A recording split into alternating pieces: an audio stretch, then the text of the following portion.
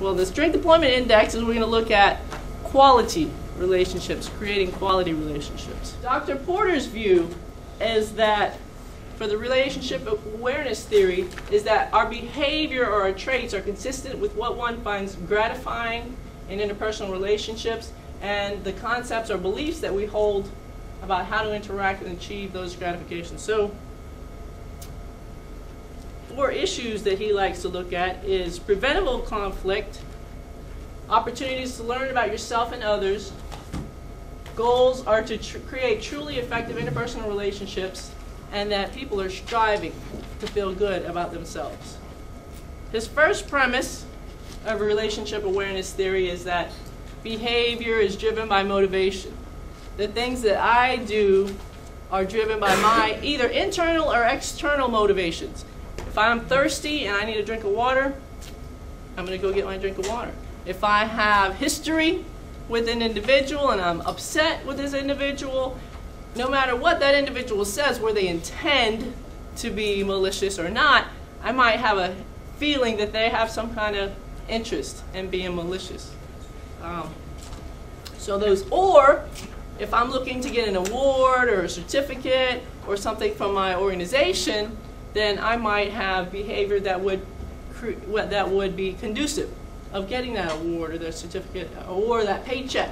Say my boss wants me to do something, I might be more likely to do it if it comes from my boss than it comes from a subordinate or even a peer. If a subordinate or a peer makes a suggestion, I may not be as accepting of that suggestion based upon my motivation to do that.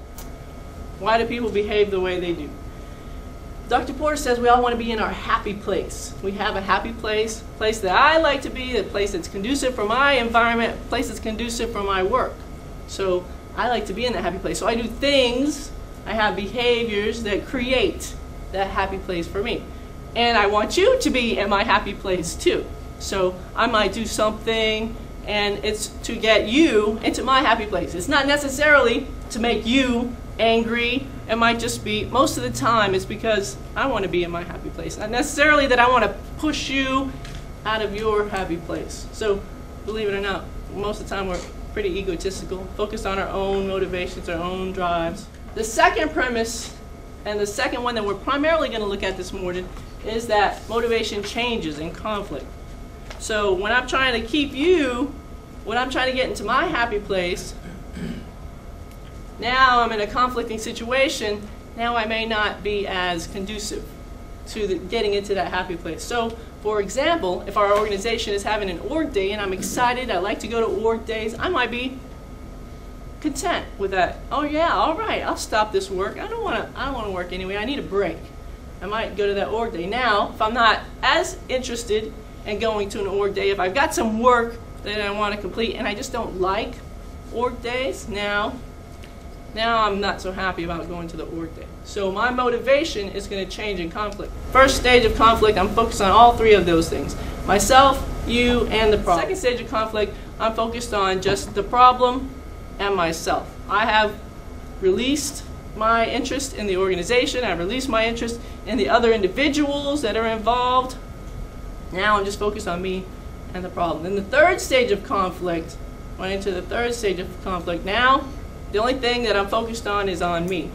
Now, Dr. Porter believes that most of us rarely get to this third stage of conflict. Third stage of conflict, I'm not focused on the problem. I'm not concerned about the resolution to this anymore. I've decided that solving this problem is not important anymore. It's not a priority to me. The other individuals in my organization are not a concern to me anymore either. So at this stage, it's fight or flight. It's all about me. So in the third stage, he says, we rarely get to the third stage. The third stage of conflict might be a life-changing incident. This could be like the end of my military career. This could be the end of my marriage. This could be any kind of life-altering incident like that. So this is the third stage of conflict. The third premise of relationship awareness is that personal weaknesses are overdone strengths. So something that I do really well, if I do that really well, it can prevent me from doing other things. The example that I like to use is Michael Phelps. He's an absolutely excellent swimmer.